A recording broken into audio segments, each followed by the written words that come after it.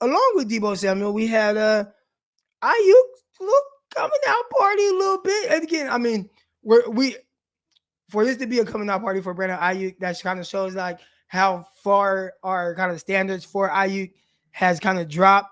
But it was good to see Ayuk start to look like Ayuk. Now there's still some plays where I'm looking like, if you're gonna be the guy, you got to make that play, right? So he had that slant in the end zone, and he wasn't able to kind of create the separation to get the touchdown.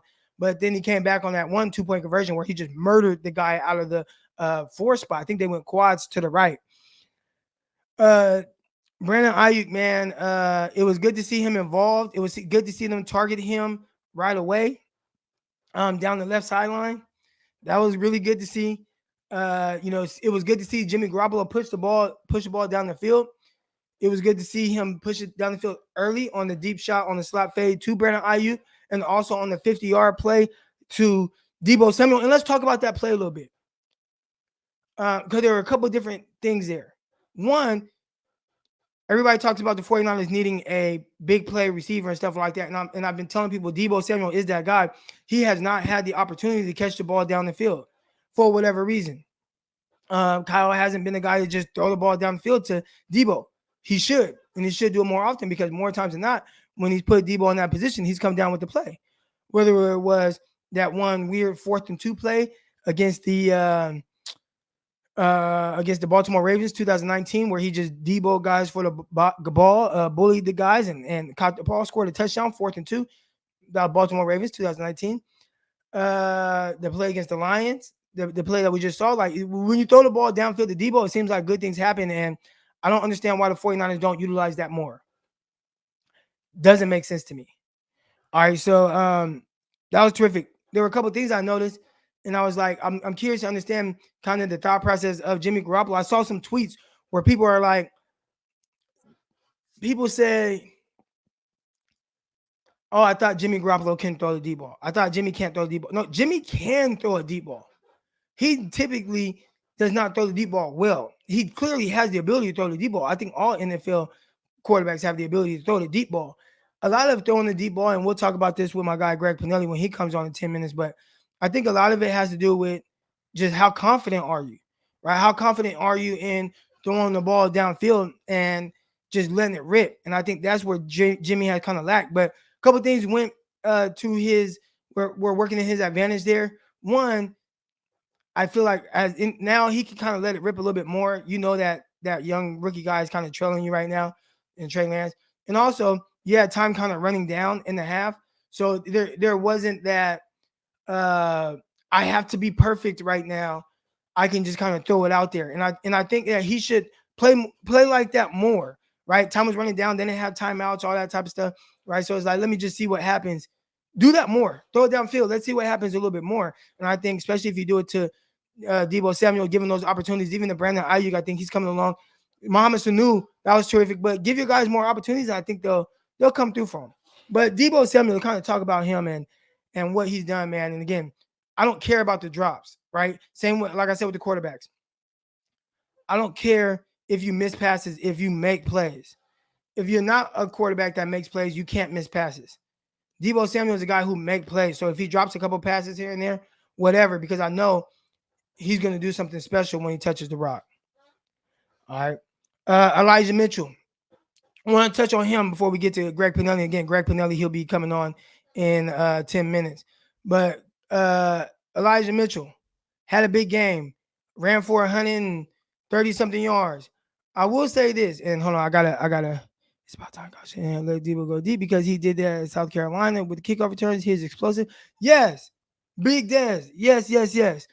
Give Debo his opportunities downfield. Give him the opportunities, and he will come through for you. He will. He just needs the opportunity. And whether it's Kyle Shanahan, Jimmy Garoppolo, whatever, Jimmy said that he just does what Kyle Shanahan asked him to do.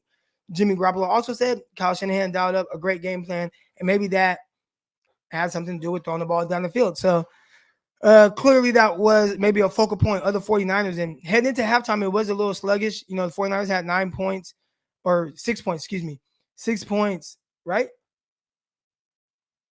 Did they have, well, before that last drive when you had the big throw, what they have, 6 points, 9 points? But it was good to see them kind of air it out right before the half. give their playmaker a chance, man. I agree, Big Daz. I agree. But Elijah Mitchell, he had, and I don't have the stats pulled up in front of me, but big game, ran for what 130 something yards, had a terrific yards per carry. I believe so. We had 9.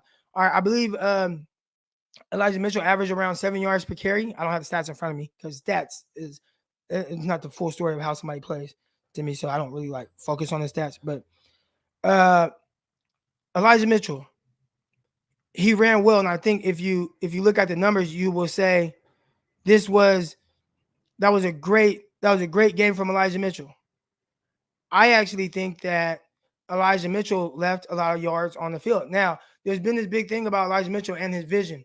And again, I talked about this play that people pointed out before where they were like, oh man, Elijah Mitchell, like, oh, he has poor vision. Like, look how he missed this. And it's like, bro, what are you talking about? This play is not, that wasn't a lack of vision right there on that play. It was the play against Indianapolis Colts. It kind of went viral, not viral, but, traveled around 49ers Twitter. And he had came off that left side. It was blocked up, and a lot of people thought he should have continued to go straight as opposed to cutting back, trying to cross up the safety. I thought he did the right thing. He made the safety miss. He just had number 91 from behind him hustling. All right, his vision on that play was terrific. I don't know what he's coached up to do. Now, this is the tough thing when you're somebody like me that's just sitting uh, back and I'm just watching it on TV. I thought that even though the stats won't show it, I thought Khalil Hubbard, the running back for the Bears, I thought he ran better than Elijah Mitchell more consistently, right? I thought he ran better. All right. Uh, I thought Herbert's vision for really finding the cutback lanes and everything, and I thought he was getting downhill, finding that lane, getting upfield. I thought he did a better job of that than Elijah Mitchell. Elijah Mitchell, and I saw somebody just say in the chat, sometimes you run into the back of he runs into the back of guys. And I agree. I think sometimes he is like, I see like that lane, and I think the tough thing is I don't know if they're telling him don't worry about a cutback lane, just hit the hole, get upfield, or just one step, cut and get there, even if there's blockers there. And there will be times where it doesn't work. Don't worry, I'm trying to set something up. There'll be times when it does work. I don't know if that's what they're telling him, but just watching it, I thought that there were definitely yards that he left on the field, at least 30 more yards that he left on the field just from the I don't want to question his vision. All right. I don't want it because I'm not a running back, but I'm just looking and I'm seeing how Elijah Mitchell was consistently running as opposed to Herbert. And I thought Herbert did a better job of really kind of finding those cutback lanes and filtering through, even though the numbers don't necessarily back that up, right? He was averaging under 4 yards a carry. Mitchell averaged over 6 yards a carry. So the numbers don't back up my theory, but just watching it, I thought there were areas where it's like, I think he missed the cutback lane there. I think he missed that. I think he could have hit that right there. He just ran into the back of guys. So there he says, well, he created yards with his vision as well. I yes. Okay, let's talk about that. And I'm not I'm not saying that Elijah Mitchell is not a good running back. I think he's been terrific, and I think he's clearly 49ers RB1. Kyle thinks so, and he's running like he is. All right. Um, I think he did a really good job with his creating the his vision, filtering through and understanding how to set up his blocks on those big runs. I think he did a terrific job there. What I'm saying is on a consistent basis, right? Because he has plays where he does it extremely well. On a consistent basis, I think that uh yeah, okay, so here we go. His open field vision and choices are great. That's how Mitchell picks up his yards. Yes, I think there are times where I'm watching him and I'm just like, I think you missed that right there. Like you missed that. And maybe I'm nitpicking. Maybe I'm nitpicking, but I've noticed it. This is something I've noticed kind of consistently with Elijah Mitchell. I think when it's blocked up well and the yards are there to be had, and he could just use his athletic ability, he does that at a very high level. If it's blocked up where he can put his foot in the ground and cut up field, and he sees it right now, he's going to run through arm tackles. I think he does a really good job of being elusive and making guys miss, kind of getting skinny. He does a good job within that. I do think sometimes, again, when it's not as clear and maybe he has to kind of create the cutback lane is there, but he has to kind of see it before. I think that's where he can improve. But obviously, he's doing extremely well. I think he's breaking some records with 49ers with how they are with the running backs and some of the things he's done, like 300-yard rushing games or whatever in his first however many games, back-to-back 100-something-yard games. I think he's doing a really good job with that. I'm really impressed with how he's running. I do think that he's leaving a little bit of yards on the field. Le'Veon Bell, change our perception with waiting to let stuff develop. Yes, I will say the difference is Le'Veon was in more of a power scheme and not a zone one cut scheme. So Le'Veon was able to be a little bit more patient with how he ran, as opposed to maybe what the 49ers want. And maybe that's why we see him sometimes just run into the back of guys and only get a yard or two when I feel like it was kind of there was a cutback lane there to where he could have got much more. All right. And then last thing I want to touch on before we get my guy on is the defense. Obviously, this is the 49ers. We're talking about the 49ers win.